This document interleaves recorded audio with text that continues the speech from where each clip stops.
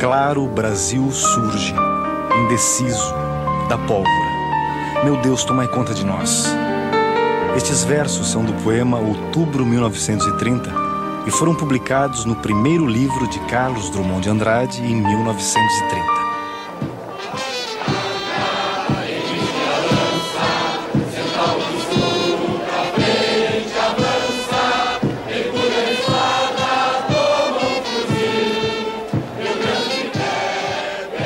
Carlos Alberto Richelli é o herói do filme Sonho Sem Fim, no papel do pioneiro do cinema gaúcho Eduardo Abelim. Ele foi contaminado pela mesma euforia que tomou conta do país quando estourou a Revolução de 1930 e embarcou na esperança de que estava nascendo um novo Brasil. A Revolução levou 21 dias para chegar ao Rio de Janeiro. O Palácio Guanabara, residência oficial do presidente da República, e o Palácio do Catete, sede do governo federal, foram cercados. O presidente Washington Luiz recusou as intimações que recebeu da junta militar para renunciar. Foi preso no dia 24 de outubro e levado para o Forte de Copacabana, de onde embarcaria para o exílio.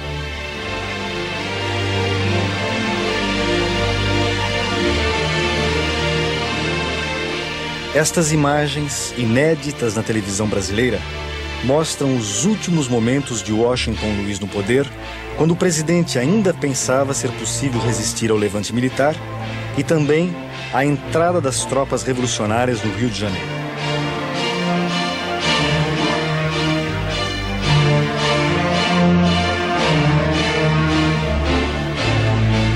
Quando Washington Luiz foi deposto em outubro de 1930, multidões saíram às ruas para comemorar por todo o Brasil. Edifícios públicos foram tomados, os jornais governistas empastelados. A República Velha desaparece. Uma República Nova se anuncia.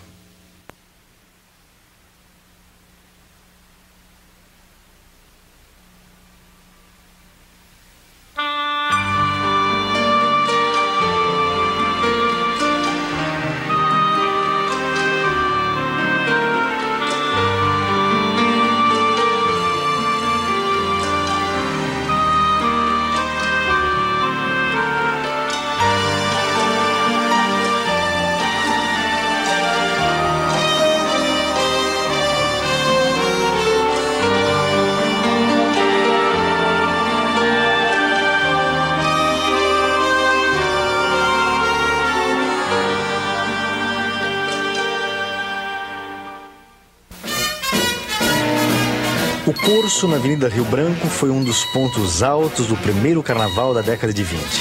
Comemorado em grande estilo no Rio de Janeiro, a capital do Brasil e o berço do samba.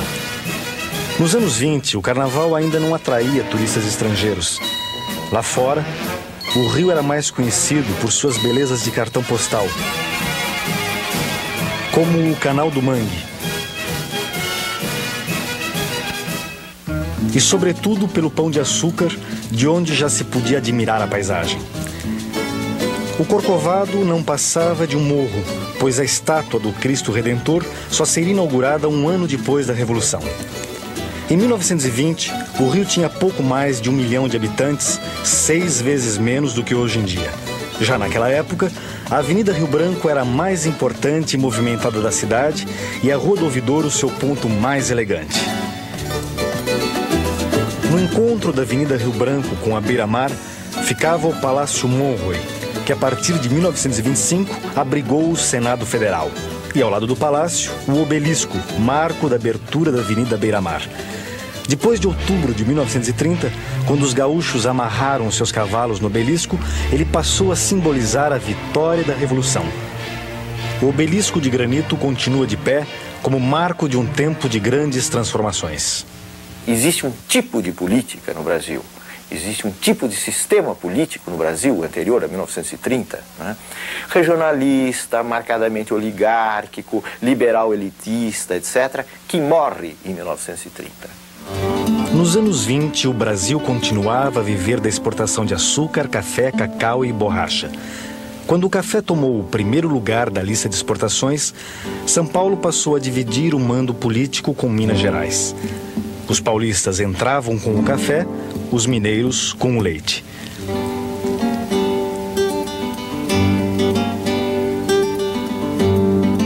Na velha República, os grandes proprietários rurais de São Paulo faziam os presidentes da República e controlavam as decisões econômicas. E havia sempre um banquete para sacramentar essas decisões. Dos 11 presidentes eleitos da República Velha, apenas 2 não eram de São Paulo e Minas. Mas em nenhum governo, o café deixou de ser generosamente beneficiado. Toda vez que os preços do produto oscilavam no mercado internacional e as exportações caíam, o governo entrava em cena tomando empréstimos no exterior e comprando a produção excedente para restabelecer o nível dos preços. Mais de 60% da população brasileira vivia no campo, produzindo a riqueza do país, mais distante das grandes decisões nacionais. Na República Velha, os presidentes eram eleitos por menos de 3% da população. As mulheres não tinham direito a voto, nem os analfabetos, que representavam 50% da população adulta. O voto, por sua vez, não era secreto, facilitando a fraude e o voto de cabresto. Na hora da eleição, quem dava as cartas eram os coronéis.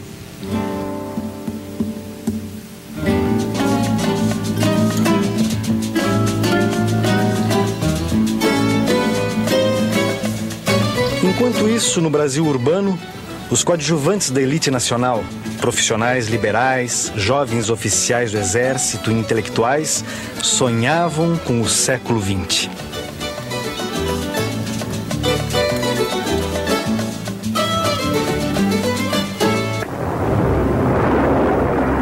Um século que, na verdade, só havia começado em 1914 com a Primeira Guerra Mundial.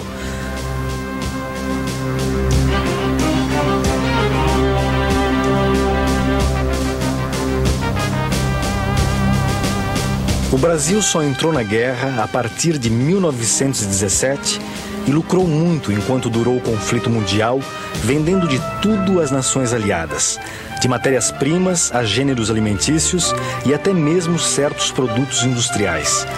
Durante a guerra, a economia brasileira prosperou a olhos vistos e uma nova classe, produzida pelo surto de industrialização, fez a cidade de São Paulo ficar mais parecida com os grandes centros urbanos do mundo.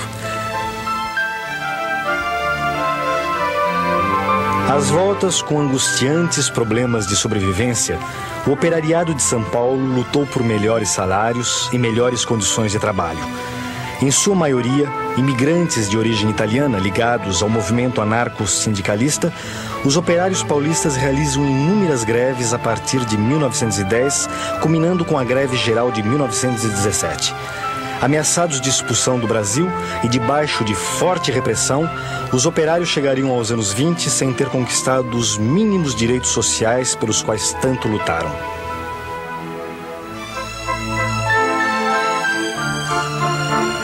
Depois da Primeira Guerra, a situação da classe operária no Brasil piorou ainda mais, com a retomada da produção industrial nas nações aliadas. Da noite para o dia, o Brasil perdeu o mercado externo e começou a ser invadido por produtos manufaturados no exterior. Também vindo de fora, em setembro de 1920, chega ao Brasil um herói da Primeira Guerra, o rei Alberto da Bélgica, o primeiro monarca europeu a visitar o país.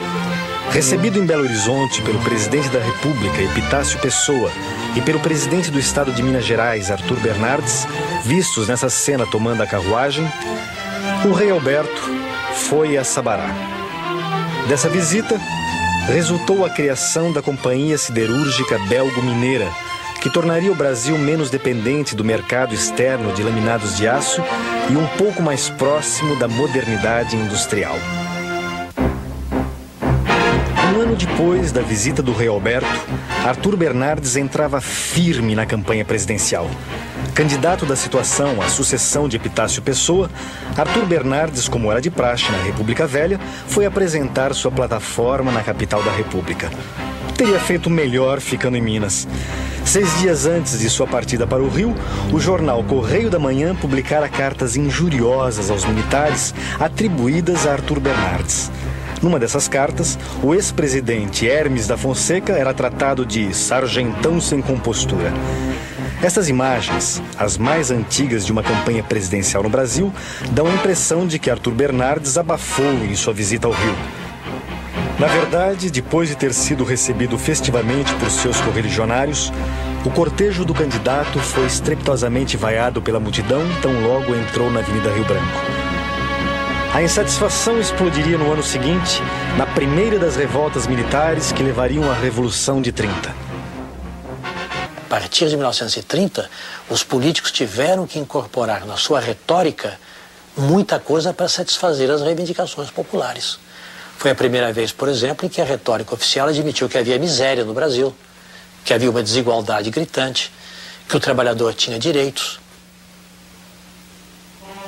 Em 1922, no aterro que tomou um pedaço da Bahia para ampliação do centro do Rio, pavilhões dos estados brasileiros e de 50 países estrangeiros foram construídos para um evento muito especial. Era a Exposição Internacional, inaugurada a 7 de setembro para comemorar o centenário da independência. Faraônicos e de gosto duvidoso, já faz tempo que esses pavilhões foram abaixo. Atraindo milhares de visitantes, inclusive do exterior, a exposição teve de tudo. Desde vinho do Porto a objetos de decoração, passando naturalmente por equipamentos industriais e até por invenções aparentemente estapafúrdias. Uma das maiores atrações foi o avião que acabara de completar a primeira travessia do Atlântico. Com a exposição, o Brasil fez um balanço de suas atividades econômicas e as nações industrializadas começaram a reconquistar o mercado brasileiro que haviam abandonado durante a Primeira Guerra Mundial.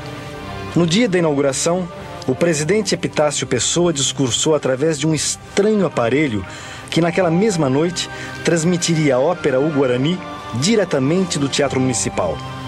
O rádio acabara de chegar ao Brasil. Estávamos definitivamente condenados à modernidade.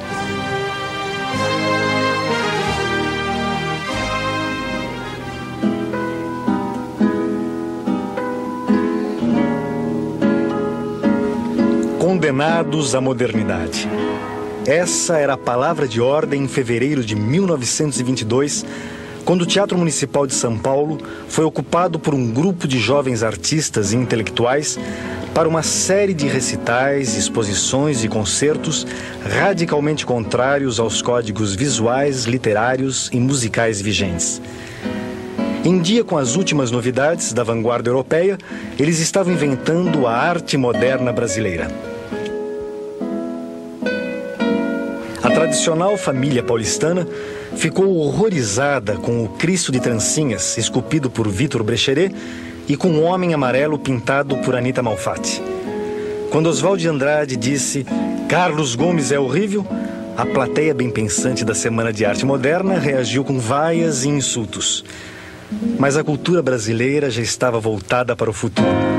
As artes nacionais pertenciam agora aos modernistas.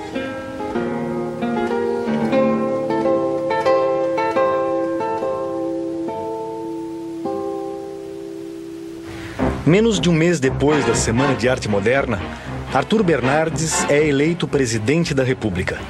Sua vitória é contestada por civis e militares inconformados com a ditadura dos barões do café. Enquanto os desafetos da política do café com leite pedem novas eleições, um pequeno grupo de comunistas e antigos militantes anarco-sindicalistas fundam o Partido Comunista do Brasil.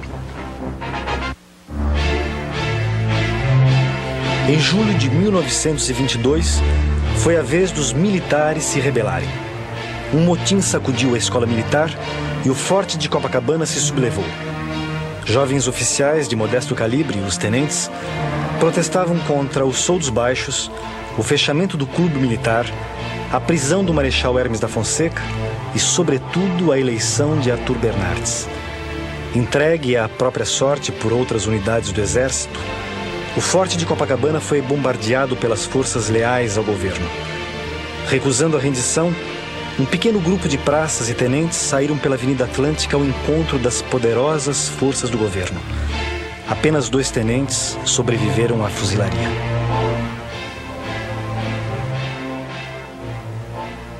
Então, nesse sentido, a revolta de 22 foi uma revolta de sentido muito corporativo, quer dizer, uma revolta muito ligada à questão dos chamados brios do Exército que teriam sido ofendidos. Mas é claro que, de um ponto de vista mais amplo, ela está refletindo uma insatisfação geral de certas camadas e camadas urbanas da sociedade e, sobretudo, está refletindo uma insatisfação da posição do Exército no interior do sistema político da Primeira República. Depois da revolta do Forte de Copacabana, o Brasil sucumbiu a um longo estado de sítio que Epitácio Pessoa deixou de herança para seu sucessor. Empossado em novembro de 1922, Arthur Bernardes jogou duro com a oposição. Assinou leis repressivas, amordaçou a imprensa, alterou a Constituição para reforçar a autoridade do poder central e desmontou os governos estaduais não afinados com o manda-chuva do catete.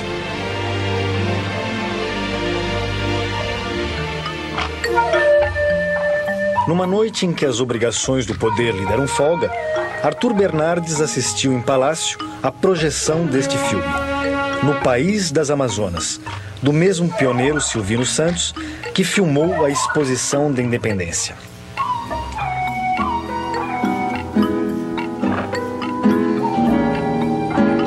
Imagens em movimento de um Brasil desconhecido puderam ser vistas pela primeira vez. Imagens de um país sem café nem leite.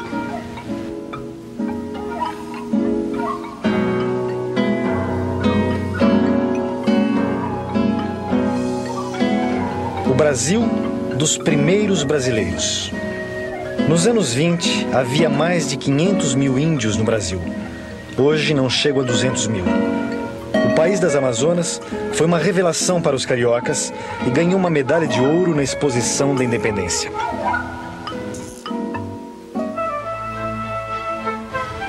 Fora do círculo do poder, as elites civis tinham como símbolo máximo da sua insatisfação a figura de Rui Barbosa. Candidato 3 vezes derrotado à presidência da República, Rui Barbosa havia sido o grande líder da campanha civilista, o primeiro movimento significativo de opinião pública a agitar a República Velha. Em 1923, a grandiosidade destas homenagens póstumas atestam que os ideais da campanha civilista continuavam de pé.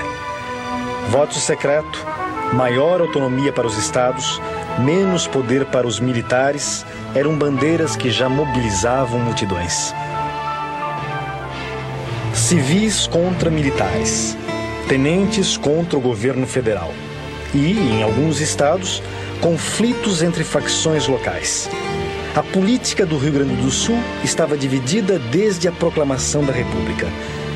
Em janeiro de 1923, explode a Guerra Civil. De um lado, Borges de Medeiros, eleito pela 5ª vez presidente do estado que governou durante 25 anos. Do outro lado estão os federalistas, que contestam os resultados das eleições com denúncias de fraudes. Eles apelam para uma intervenção federal e acabam se levantando em armas contra o governo estadual. A Guerra Civil dura 9 meses, com confrontos militares em todo o estado. Boa parte dos pampas cai na mão dos rebeldes, mas eles não conseguem conquistar as cidades mais importantes. Nomeado tenente-coronel das tropas leais ao governo estadual, Getúlio Vargas assume o comando do 7º Corpo Provisório, uma tropa irregular de civis recrutados. Getúlio não chega a participar dos combates.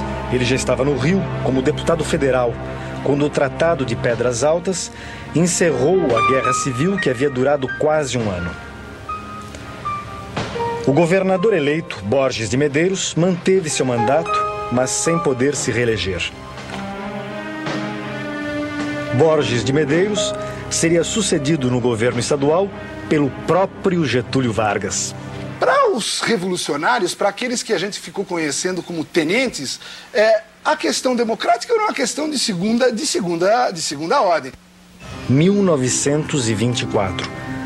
São Paulo, depois de ter sido bombardeada pelo exército. Chegara a vez dos tenentes paulistas se rebelarem, ocupando a capital do estado. A data do levante não podia ter sido mais bem escolhida. 5 de julho, segundo aniversário da revolta do Forte de Copacabana.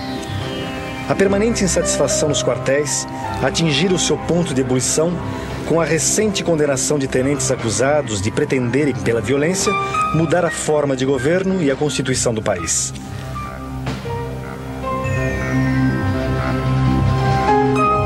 Em Sergipe e no Amazonas, o levante fora logo dominado. Mas em São Paulo, os rebeldes ocuparam a capital graças à colaboração da Força Pública Paulista. Com o país sob estado de sítio, São Paulo fora escolhida para a sede do levante pela distância do Rio de Janeiro, onde o presidente Arthur Bernardes mantinha rigorosa vigilância policial. Bernardes não estava exagerando quando disse que, como presidente, havia sido apenas um chefe de polícia. O tenentismo é um movimento que mais faz do que fala. O tenentismo age, o tenentismo explode, articula conspirações. O tenentismo não escreve muito, o tenentismo não é retórico. O tenentismo reunia elementos militares e elementos civis em torno de algumas ideias muito gerais. Que ideias seriam essas?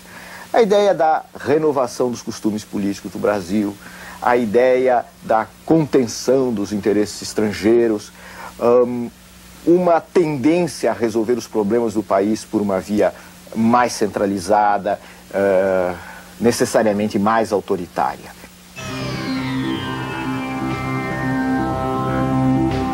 Cercados pelo exército após 3 semanas de ocupação, os tenentes abandonam São Paulo para evitar que a cidade seja ainda mais sacrificada pelo bombardeio. As tropas do governo entram então em São Paulo para tomar conta da situação, enquanto os tenentes batem em retirada para a região de Foz do Iguaçu, no Paraná. Em apoio aos tenentes de São Paulo, outro grupo de militares se levantou em armas no Rio Grande do Sul. E da união dos rebeldes paulistas e gaúchos nasceria no ano seguinte a Coluna Prestes. A nossa posição ainda era de conspiradores. Nós lutávamos apenas para botar o Bernardes abaixo. Essa que era a verdade. Então nós esperávamos que, mantendo a luta armada no interior do país, o governo seria obrigado a jogar tropa contra nós, aliviando lá no Rio de Janeiro, em São Paulo, onde os nossos conspiradores, os nossos companheiros botassem o Bernardes abaixo. Essa era a nossa estratégia. A Coluna Prestes atravessou o país numa marcha de 25 mil quilômetros e chegou a contar com 1.500 combatentes. Em confronto permanente com as tropas do governo, a Coluna não perdeu nenhum combate. Porque uma das conclusões que a gente tira da marcha da Coluna é que o brasileiro, quando confia na liderança, é capaz de toda abnegação, é capaz de morrer, mas cumprir o seu dever. Nós tivemos diversos casos de companheiros que ficaram numa situação que, para cumprir o dever dele, que era dar um tiro, às vezes, só para assinalar que o inimigo estava presente, né? Ele sabia que ia morrer, porque o inimigo ia matá-lo, mas ele dava o tiro. Após 2 anos e meio, os remanescentes da Coluna buscaram um exílio na Bolívia e no Paraguai. 2 de suas reivindicações seriam atendidas pelo novo governo: a suspensão do estado de sítio e a restauração da liberdade de imprensa. Uma vez mais, a história se repetiu. No Palácio do Catete, um mineiro passou o bastão a um representante de São Paulo. Arthur Bernardes entrega a presidência a Washington Luiz, em novembro de 1926. No dia da posse, quando os clarins anunciaram a chegada do novo chefe do governo, a multidão deu vivas ao libertador. Os jornais, por sua vez, saudaram o fim de 4 anos de perseguições, violências e crimes. Apesar de amaldiçoado por jornais da oposição, Arthur Bernardes despediu-se da presidência de forma bem mais tranquila do que Washington Luiz faria 4 anos depois. Ao tomar posse, Washington Luiz distribuiu os ministérios entre políticos de vários estados. O Rio Grande do Sul ficou com o Ministério da Fazenda, entregue ao deputado Getúlio Vargas. Getúlio seria ministro da Fazenda só por um ano, até ser eleito para o governo do Rio Grande do Sul. Para Washington Luiz, governar era abrir estradas. Esportivo, bonitão, cheio de força e saúde, Washington Luiz não fugia à regra da República Velha. Era um homem da oligarquia cafeeira. Menos de um mês depois da posse, enviou ao Congresso um projeto de reforma monetária beneficiando as exportações. Com a suspensão do estado de sítio e da censura à imprensa, o país respirou aliviado e Washington Luiz se entregou à inauguração de grandes estradas como a Rio-Petrópolis e a Rio-São Paulo.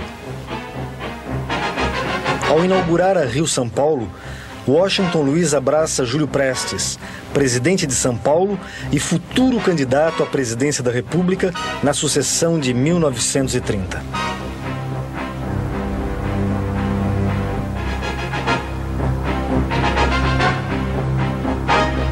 Ainda em 1928, o presidente eleito dos Estados Unidos, Herbert Hoover, visitou o Brasil. Os norte-americanos eram os principais importadores de café do Brasil e 28% das importações brasileiras vinham dos Estados Unidos. Quando ainda era secretário de Comércio, Hoover dirigira pessoalmente uma campanha contra a política brasileira de proteção ao preço do café, base da economia da República Velha. Foi nessa época que outros países aumentaram sua exportação cafeeira, passando a concorrer com o Brasil no mercado externo. Por esse revés, os barões do café não esperavam. Só a antropofagia nos une. Única lei do mundo. Expressão mascarada de todos os individualismos, de todos os coletivismos, de todas as religiões. To be or not to be? That's the question. Com essas palavras de ordem, Oswald de Andrade apresentou ao país o seu manifesto antropófago. O modernista Oswald propunha uma saída canibalesca para os impasses nacionais. No caldeirão, apenas as grandes conquistas do chamado mundo civilizado que valia a pena digerir. Oswald gostava de chamar o Brasil de Pindorama, a terra do pau-brasil, onde o carnaval é o acontecimento religioso da raça e a alegria é a prova dos 9.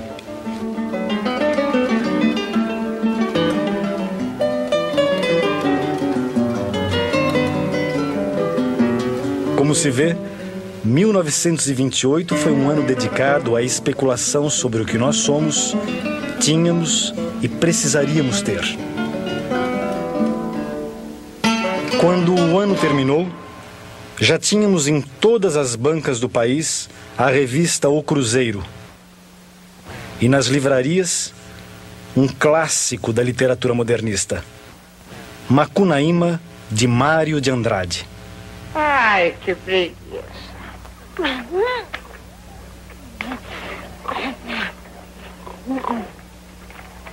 E eu?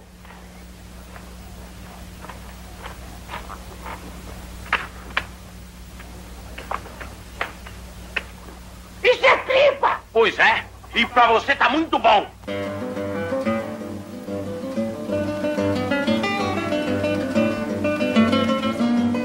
No final dos anos 20, a terra do pau-brasil não estava preparada para a revolução imaginada por Oswald de Andrade. Pindorama ainda tinha vergonha. Uma outra revolução acabou vindo, mas precisou de uma ajuda de fora. Em 30 há alguma coisa que a história tradicional dizia que me parece verdadeira. Há uma revolução de alguns estados contra outros estados. Há, de algum modo, uma revolução contra São Paulo. 29 de outubro de 1929, uma terça-feira negra. Da noite para o dia, milhões de ações mudaram de mãos na Bolsa de Nova York. Aturdidos pela especulação, os investidores entram em pânico, perdem a confiança no mercado e o preço das ações despenca, gerando falências em cadeia. Milionários amanhecem sem nada. Pequenos poupadores perdem o pouco que tinham conseguido acumular a vida inteira. Por ter sua economia dependente de um único produto de exportação, o Brasil acabou sendo duramente afetado pela crise mundial. O estoque de café acumulado, sem comprador à vista, chegou a 22 milhões de sacas. Desta vez, o governo não teria como bancar os prejuízos. Os empréstimos internacionais estavam suspensos e as nossas reservas foram tragadas pela fuga de capitais estrangeiros do país. No início dos anos 30, sob efeito da quebra da Bolsa de Nova York, as economias capitalistas do mundo inteiro perdem o rumo e mergulham na recessão e no desemprego. Com a queda das exportações, o Brasil se viu obrigado a substituir por produtos fabricados no país o que antes era importado. Como já acontecera durante a Primeira Guerra, o setor industrial tirou algumas vantagens da crise mundial.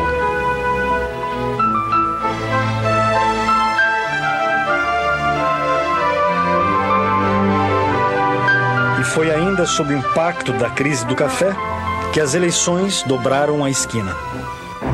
Mudando as regras do jogo, Washington Luiz indica um paulista à sua sucessão, o presidente de São Paulo, Júlio Prestes. Como era a tradição na República Velha, o candidato da situação vai ao Rio apresentar sua plataforma de governo num grande banquete.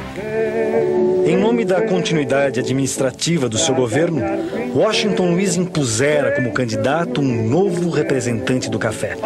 Os mineiros se sentiram traídos e romperam a velha aliança conservadora do café com leite para formar a Aliança Liberal.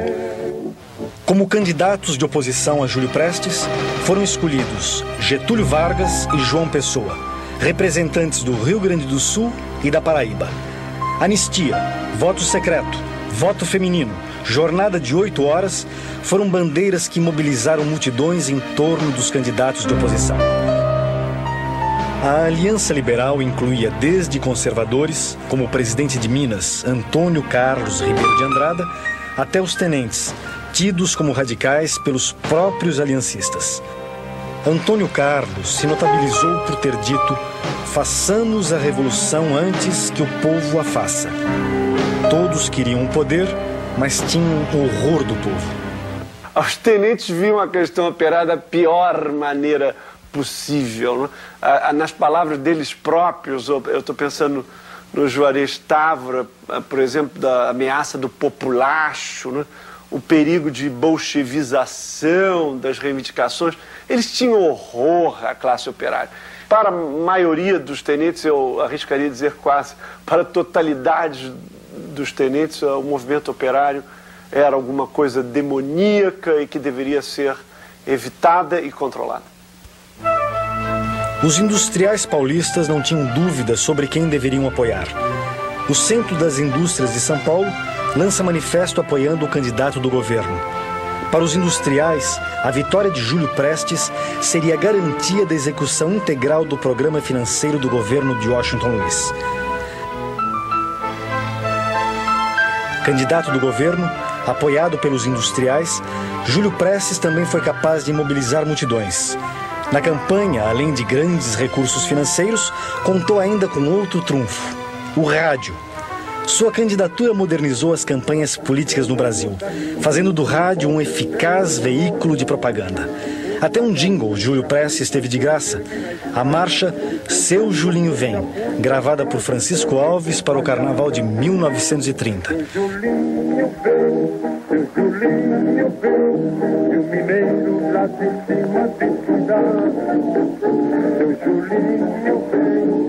E Seu Julinho veio mesmo. Em março de 1930, depois de uma campanha com comícios agitados e atos de violência, o candidato do governo derrotou a chapa Getúlio Vargas João Pessoa.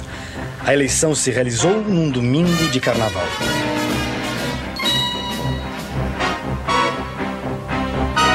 A primeira reação da oposição foi reconhecer a vitória de Júlio Prestes, apesar das suspeitas de que a fraude eleitoral fora generalizada. Alguns se limitaram a contestar os resultados, outros se lançaram na conspiração revolucionária. Os setores mais jovens da Aliança, gente como Oswaldo Aranha, no Rio Grande do Sul, por exemplo, tinham uma perspectiva de alteração brusca do sistema que os velhos oligarcas tradicionais, como Borges de Medeiros e outros que estavam na aliança, certamente não tinham.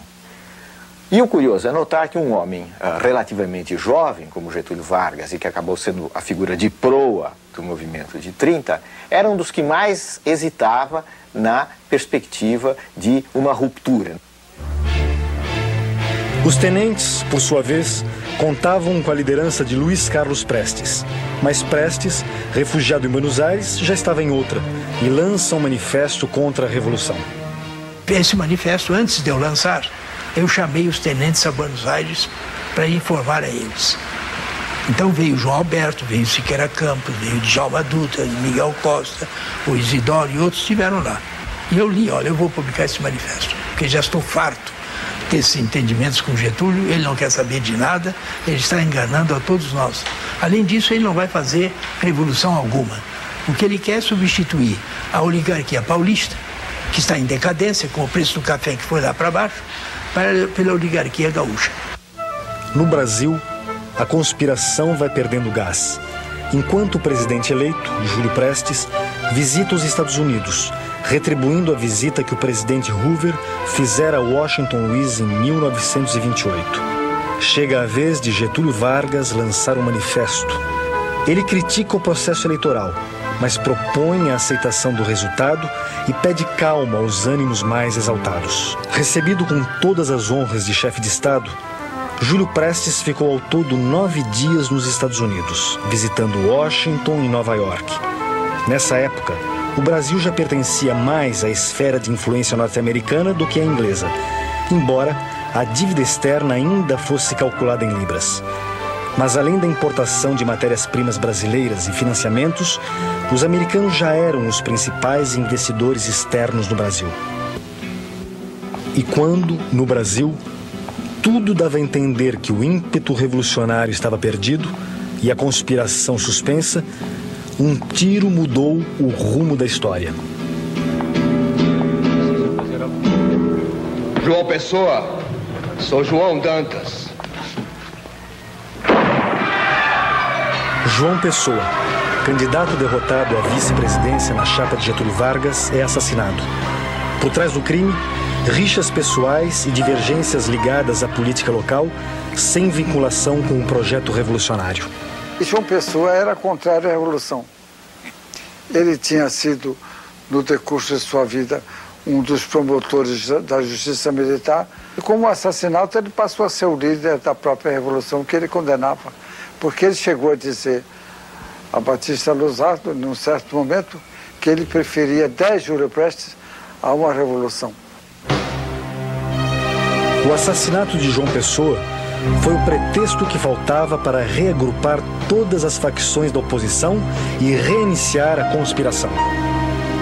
A Revolução de 30, ela abre para a construção de um período autoritário. Quer dizer, a Revolução de 30 é uma contribuição notável para o autoritarismo político no Brasil.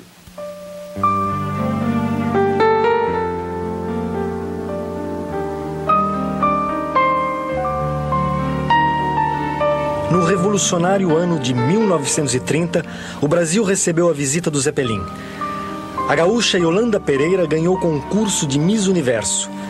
A seleção brasileira perdeu a primeira Copa do Mundo e Mário Peixoto lançou o filme Limite, uma obra pra lá de moderno.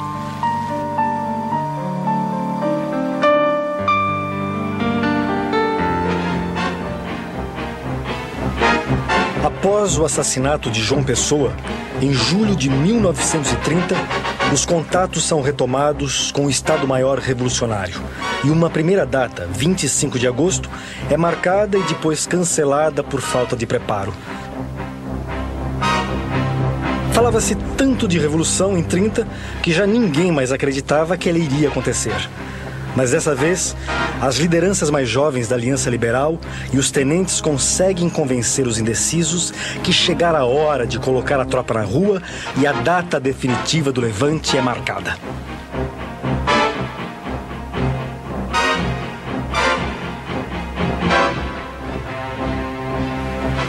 Tudo começou ao cair da tarde do dia 3 de outubro, com a prisão do comandante da 3ª Região Militar de Porto Alegre. Em 2 dias, o Rio Grande do Sul estava nas mãos dos rebeldes. A resistência em Minas não durou mais de 5 dias.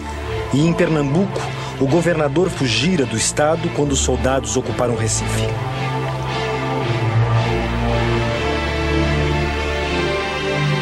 Uma semana depois de iniciado o levante, o Estado-Maior Civil e Militar do movimento é recebido em festa no Paraná, onde o Exército já havia deposto o presidente do estado.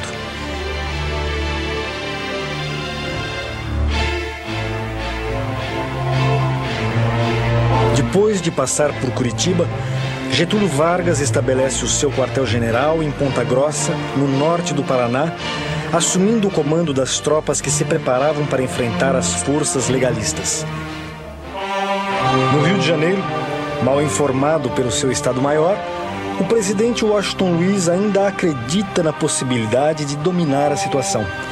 As tropas do governo concentram-se em torno da cidade de Itararé, no sul do estado de São Paulo, à espera do que seria o maior confronto armado da América do Sul. Com as principais regiões do país já controladas pelas tropas rebeldes, um novo fator desequilibra a balança do poder. Existe um desencontro entre forças econômicas de São Paulo e mesmo forças políticas de São Paulo e Washington Luiz, assim como o futuro presidente Júlio Prestes. Isso deriva da crise internacional, dos problemas do café, das respostas que o governo está encontrando para esse problema. Então, dentro deste quadro de perda de sustentação dentro de São Paulo e de crescente avanço das forças rebeldes, surge a intervenção da chamada Junta Pacificadora no Rio de Janeiro, que acaba por anular as últimas chances do governo Washington Luiz. Na hora H, não houve nada em Itararé. O maior confronto armado da América do Sul simplesmente não aconteceu.